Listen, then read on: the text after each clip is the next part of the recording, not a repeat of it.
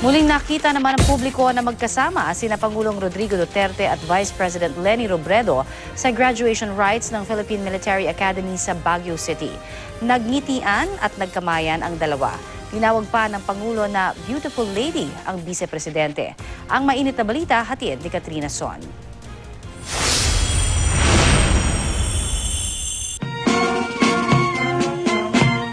Panauhing pandangal si Pangulong Rodrigo Duterte sa graduation rites ng Philippine Military Academy kahapon sa Baguio City.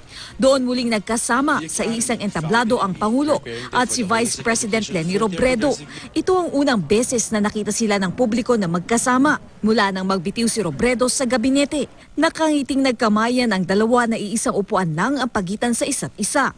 Pero sa simula ng talumpati ng Pangulo, nakalimutan niyang batiin si Robredo. Mismong ang Pangulo rin ang nakapansin nito. Kaya naman humingi ng tawad at tinawag pang beautiful lady ang Vice-Presidente.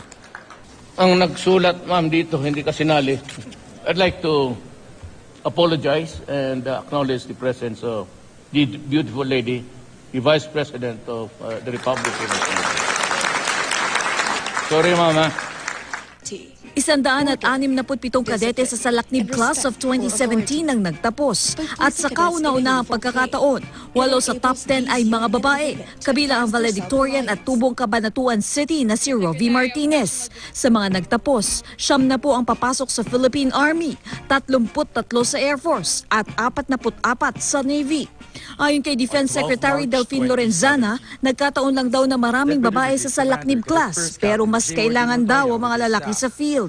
Pwede naman daw sumabak sa giyera ang mga babae kung gugustuhin nila, pero may mga konsiderasyon din daw na dapat isaalang-alang para mapangalagaan ang kapakanan ng mga babae.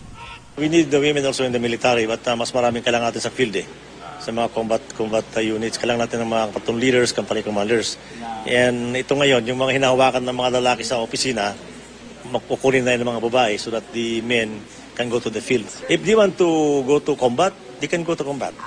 Kaya lang, ang problema lang pag nasa combat yung may asawa at nabuntis, kami lalagay. Katrina Son, GMA News.